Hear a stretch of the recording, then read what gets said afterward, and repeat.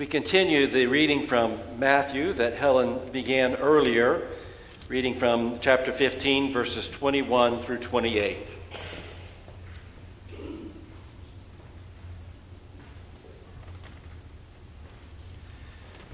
Jesus left that place and went away to the district of Tyre and Sidon. Just then, a Canaanite woman from that region came out and started shouting, "Have mercy on me, Lord, Son of David. My daughter is tormented by a demon." But he did not answer her at all. And his disciples came and urged him, saying, "Send her away, for she keeps shouting after us." He answered, "I was sent only to the lost sheep of the house of Israel." But she came and knelt before him, saying, "Lord, help me." He answered, "It is not fair to take the children's food and throw it to the dogs." She said, "Yes, Lord, yet even the dogs eat the crumbs that fall from their master's table." Then Jesus answered her, "Woman, great is your faith. Let it be done for you as you wish." And her daughter was healed instantly. The word of the Lord. Thanks be to God. Let us pray. O Lord, may the words of my mouth and the meditations of our hearts be acceptable in thy sight, O God, who art our rock and our Redeemer. Amen. Nobody likes conflict. Maybe that's too broad a statement. You probably know some people that just seem to love conflict, don't you? You know some people that in some ways or another, they just sort of thrive on conflict. But I'm not one of those persons. And truthfully, I don't see that there's any reason to deny it. I do everything I can most of the time to avoid conflict. That's not always possible or even the best thing to do, but it really is my natural inclination. And maybe it's a good thing Kathy's here today and we're honoring her because she could share with you some of the ways she's gotten wrapped up in my effort to avoid conflict at whatever possibility somebody would call who was intent on being contentious or I knew had something that I didn't want to deal with, and Kathy would forward the call to me and say, "Well, so-and-so's calling." I say, "Well, tell him I'm not here." And she said, "I'm not going to lie for you. I already told him you were here." So I would say, "Well, hold on just a minute. I'm going to run down the hall and run out of here, and then you can tell him and you won't have to be lying that I'm not here." I am not a person who likes conflict, and I try and do what I can most of the time to avoid it. I have to push myself to deal with conflict, which is what you have to do some of the times. You just have to push yourselves to deal with conflict because you can't go on avoiding it forever. Nobody likes conflict, especially conflict in the church. Although you may have known some people who just seem intent on stirring up conflict even within the church. So I find that we say very often, let's just not bring that subject up. Really, we don't want conflict in the church. Why can't we manage just not to have to talk about things that have to do with conflict in the church? Can't we just not bring up those things that people are arguing about and screaming about and yelling about outside church all the time? Let's just leave them outside there. Can't we manage for at least 1 hour once a week just to enjoy our friendships, our love for God, and really our real genuine love for each other, and not deal with this conflict that just seems to be constantly having the world in turmoil all around us? I think we like to try and agree to do this sometimes, let's keep the church a socially and politically conflict-free zone. Now, can we do that? Is it really possible to do that? I'm beginning to think if we are going to do that, we're going to have to stop reading the Bible in church. And I think what I mean is that if we want to keep the church a conflict-free zone, we just have to not to read some of the things that are in the Bible. I'm not talking about the different interpretations that we have sometimes about the things that we read in the Bible that may put us in conflict. I'm beginning to think we just can't even let the text itself leak into our time together here at church if we want to keep church a conflict-free zone. Because there's just too much conflict in the Bible itself. Take, for instance, what we read in Matthew's Gospel this morning.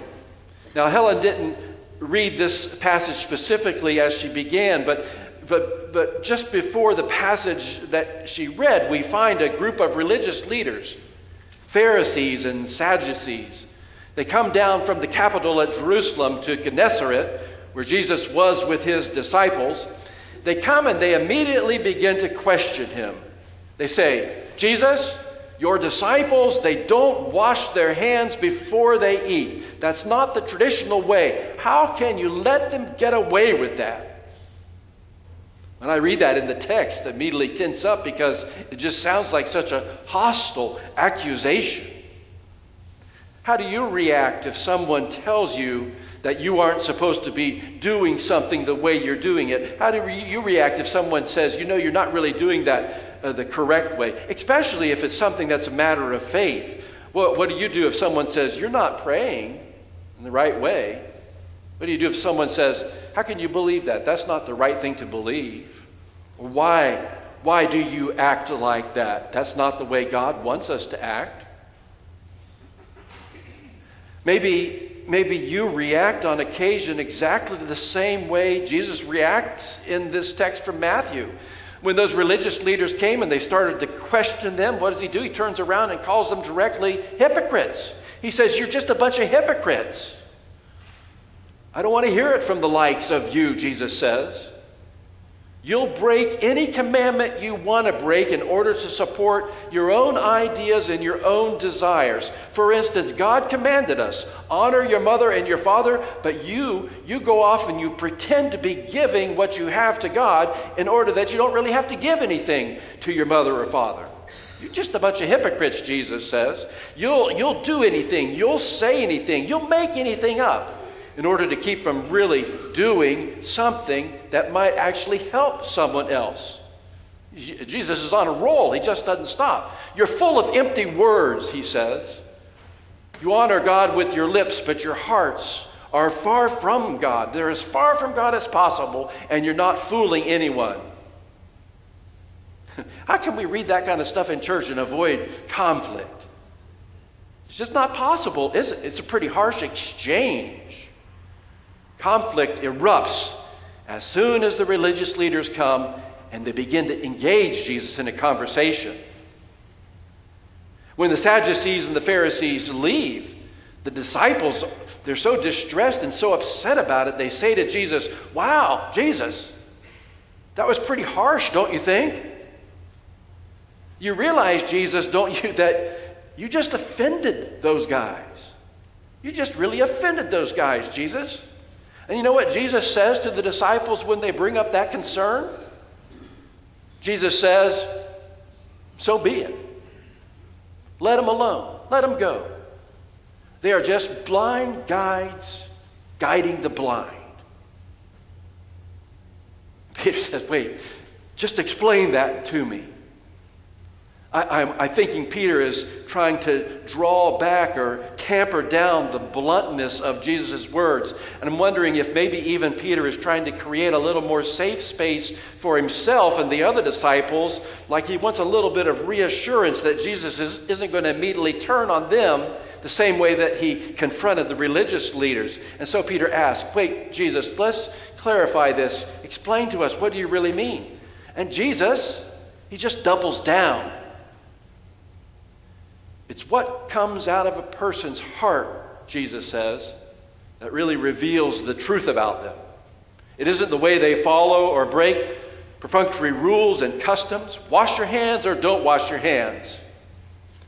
But you can't be clean on the outside if you're rotten to the core. Hand gel won't sanitize the soul that breeds and produces evil intent, murder, adultery, fornication, theft, false witness, and slander. Truthfully, I can run down the hall if I want to, but I don't know how you can avoid conflict if Jesus refuses to be so conciliatory. But maybe there's some value in knowing exactly where Jesus stands.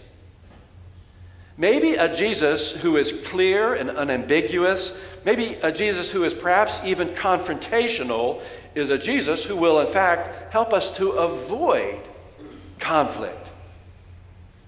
You know as well as I do that sometimes conflict arises because guidelines aren't clear, or limitations haven't been acknowledged, or boundaries aren't definite.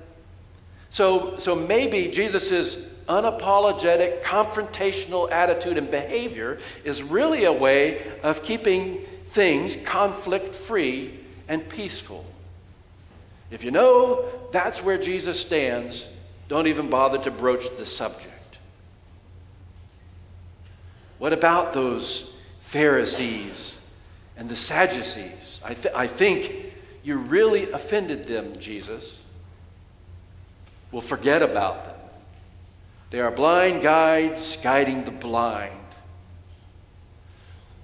If this is the case, maybe this kind of confrontational Jesus will help us to avoid conflict within the church, just as long as we can keep everybody out of the church who might find themselves in some way, shape, or form initiating conflict merely by their contact.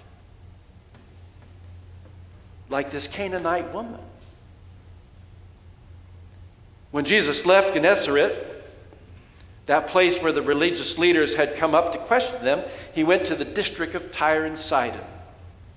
In Matthew's gospel, that's another one of those places where the boundaries aren't clear between who's in and out, where it's a little bit ambiguous between who's clean and who's unclean, who's racially pure and who's racially impure, who's religiously right and who's religiously incorrect. The boundaries in this place, Tyre and Sidon, are just mixed up, and so it makes everyone a little uneasy, a little anxious when Jesus starts to go to places like that, because Jesus had been instructing his disciples all along, you need to learn the ways of mercy. You need to understand the behaviors of mercy. You need to understand where mercy goes and how mercy isn't limited. And then he goes off to these places where the boundaries aren't clear, and so naturally it's going to make things confusing, and it's just a breeding ground for conflict, isn't it? Especially when a Canaanite woman jumps up and starts shouting, "Lord, have mercy on me. Lord, Son of David, my daughter is tormented by a demon." If you think about it, this sort of thing happens all the time to Jesus, or it certainly has happened other times in Matthew's gospel. Remember when other people suddenly confronted Jesus with their desperate need. There was the time in Jericho when Jesus and his disciples were leaving, and as they left and as a big crowd was following them, two blind beggars sat by the side of the road and just kept shouting out, "Lord, have mercy on us! Lord, have mercy on us!" Do you remember what the crowd did? The crowd kept turning to the blind beggars and saying to them, "Shut up! Shut up! Stop your shouting out." Until Jesus said, "No, bring them to me." And he asked them, "What do you want me to do for you?" Or do you remember that time there was a man who came up in the midst of another big crowd that had gathered around Jesus, and this man knelt before Jesus and he said, "Lord, have mercy on my son, for he's an epileptic and he suffers terribly. And when this comes upon him, he throws himself into the fire. He throws himself down into the ground. I brought my son to your disciples, but they couldn't do anything for him." Remember what Jesus said? He turned on all of them gathered there and he said, "How long do I have to put up with you? You faithless and perverse generation, how much longer am I going to be with you? Bring this boy to me. And he healed him. Oh, and there was that time when Jesus was going into Capernaum, and a Roman centurion came up and appealed to Jesus, Lord, my servant is at home, dying. He's at home, paralyzed. He's in much distress. Now, Lord, I am not worthy to have you come to my house, but just say the word, and I know that he'll be made well. There's all these occasions where people come running up and shout to Jesus, essentially, Lord, have mercy. But what seems to be consistent in those occasions is that it also becomes in some way, shape, or form the moment of conflict. Because people aren't sure of just how far, across what boundaries, across what barriers, across what divisions, how far does God's mercy go?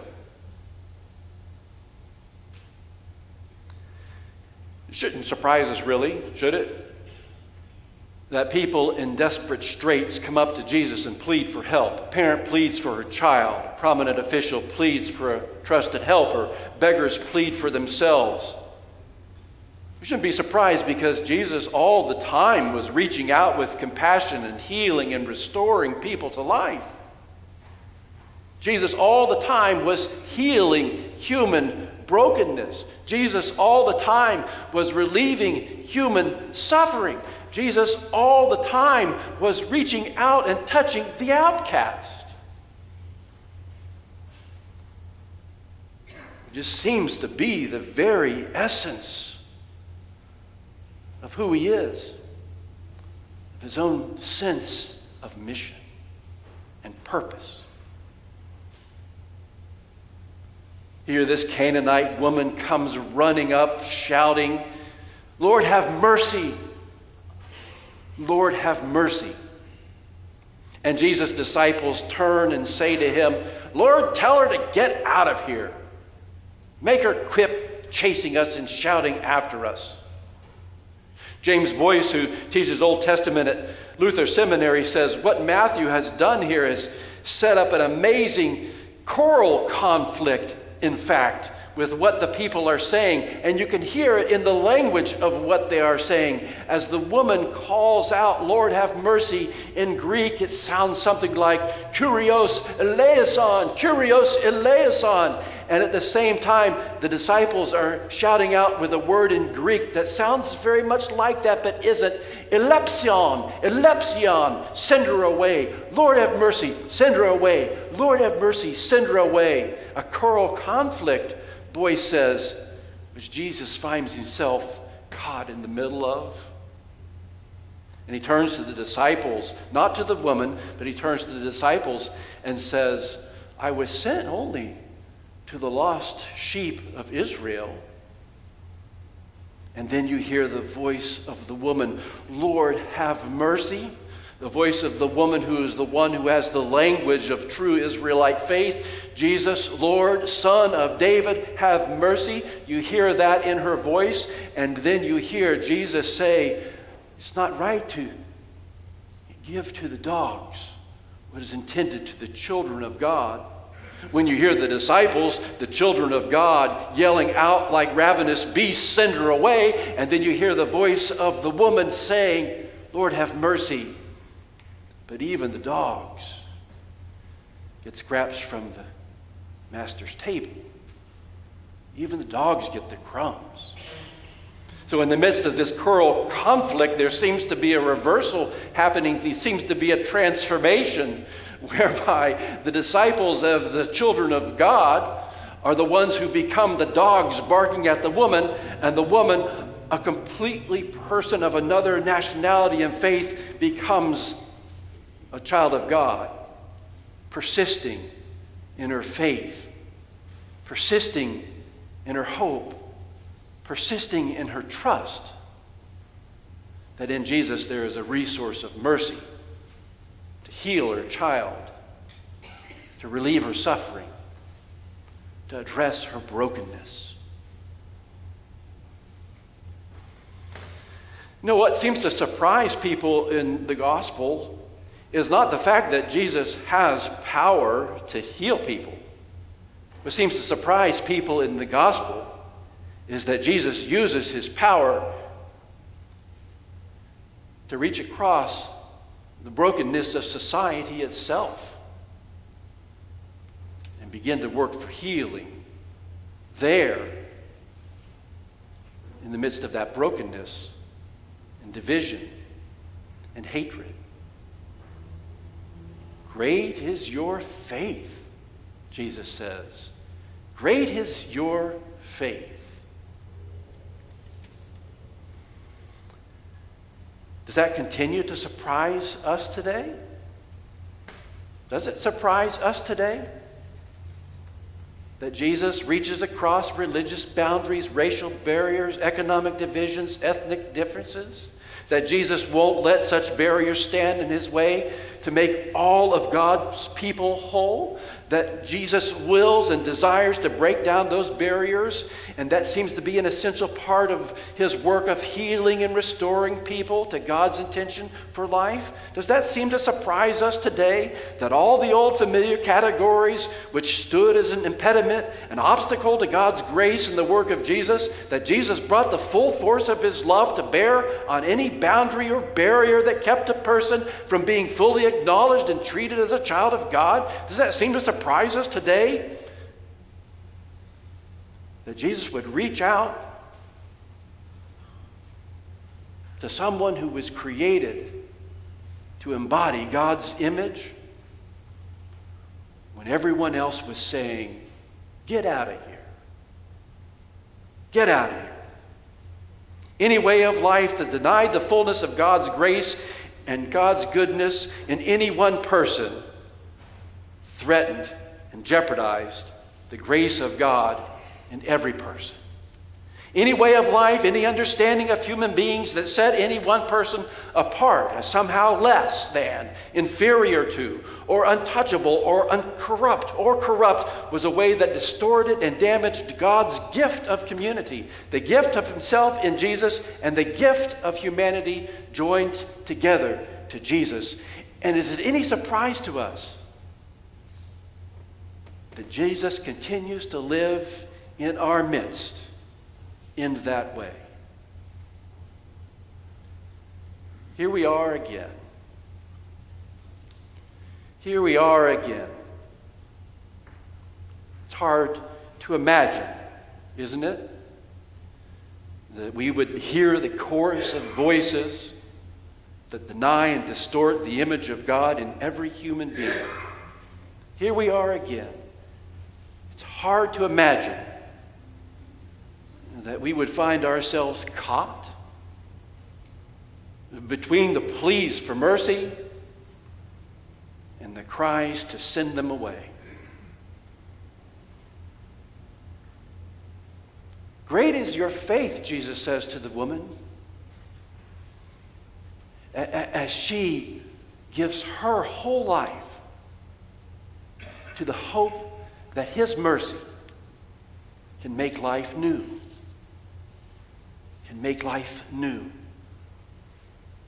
Some of you with us in Sunday school this summer saw a young African-American attorney named Bryan Stevenson describe some of his work in the Equity Project. And if you watched the film we were watching, you heard him tell this story of one time going to court in a small town where he had written up a movement for the court to consider his young client in a different way. It was sort of an outrageous recommendation or request that he was making of the court, that the court sort of treat this young underage client as a very wealthy and older CEO of an enormous corporation. It was just sort of an outlandish motion that he was making before the court, but nevertheless he found himself there at the courthouse. And he said as he was making his way up to the courthouse, going up the steps toward the courthouse, there was an elderly black gentleman that approached him, and he said to Bryan Stevenson, "Who are you?" And Bryan Stevenson said, "Well, I'm the lawyer representing this young person in this case." And the elderly black gentleman said, You're the lawyer? You're the lawyer?" And he said, "Yes, I am." And the gentleman reached up and hugged him. And he said, I just want you to know I'm so proud of you. I'm so proud of you. Brian Stevenson was surprised, but he said he immediately felt this incredible connection. And he went on into the courtroom, and in the midst of the court case as it unfolded and as they began to discuss this incredible motion he had put before the court, all kinds of commotion, all kinds of yelling started to take place. People going back and forth, arguing about the case, arguing about issues of race, arguing about the ridiculousness of his motion. The whole courtroom seemed to be erupting in chaos. But Brian Stevenson said he could see out of the corner of this eye this elderly gentleman who it turned out was the janitor in the courthouse, walking back and forth outside the courtroom until he actually came in the courtroom. And he made his way up as far as he could till he sat down almost next to the counsel table where Brian Stevenson was sitting. Things got so chaotic in the courtroom that the judge said, we have to take a break. We have to have a dismissal, and we'll come back and continue to discuss this later. And as people started to disperse, there was a big deputy that saw this janitor, saw this man named Jimmy there, and he ran up to him and he said, Jimmy, what are you doing here? What are you doing here? This is the council's table. You don't belong there. And this elderly janitor looked up and said, I came to tell this young man, keep your eyes on the prize. Keep your eyes on the prize. Hold on. Hold on. How great is your faith? How great is your faith? If you can't preach like Peter, if you can't preach like Paul, do you know what you can do? You can tell the love of Jesus, that he died for all. Amen.